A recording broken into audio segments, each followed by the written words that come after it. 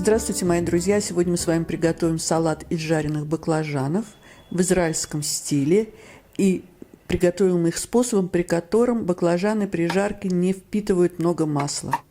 У меня 2 баклажана, вес их 700 грамм, я их не очищаю от кожуры. Нам нужно нарезать баклажаны на кубики стороной примерно 2 сантиметра. Пошаговый рецепт вы сможете прочитать в описании под видео. Вот такие кубики. Перекладываем в миску нарезанные баклажаны. Одно яйцо нужно как следует разболтать, чтобы оно стало однородным, и полить нарезанные баклажаны яйцом. Все как следует перемешать, чтобы каждый кусочек баклажана был покрыт яйцом. Оставляем на 10 минут, чтобы баклажаны впитали яйцо. Широкая сковородка с антипригарным покрытием. Добавить в нее 3 столовые ложки растительного масла, у меня оливковое, и жарим баклажаны на большом огне. У меня это 8, индукция, деление на моей плите от 1 до 9, не отходя, все время перемешиваем до румяности и мягкости. У меня на все про все ушло 10 минут. Убавляем огонь, измельчаем 2 зубчика чеснока.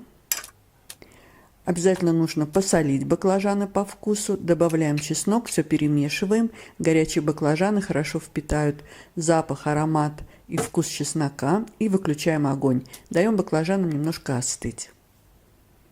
А пока приготовим соус. 2 столовые ложки кунжутной пасты, тхина, 2 столовые ложки воды, сок половинки лимона и соль по вкусу, примерно пол чайной ложки соли. Все это мы размешиваем. Это такой ближневосточный соус к нашим баклажанам. У него ярко выраженный ореховый вкус. Небольшую красную луковицу нарезаем на тонкие полукольца, выкладываем в салатницу. 2 больших помидора, в моем случае это помидорчики черри, я их взяла 12 штук. Нарезаем на половинки или на четвертинки, зависит от размера черри. Друзья мои, если вам нравится видео, ставьте лайк, это поможет продвижению видео, его увидит большее количество зрителей. Небольшую горсть петрушки мелко нарезаем, можно взять кинзу, но мне нравится сочетание баклажанов, тхины и петрушки.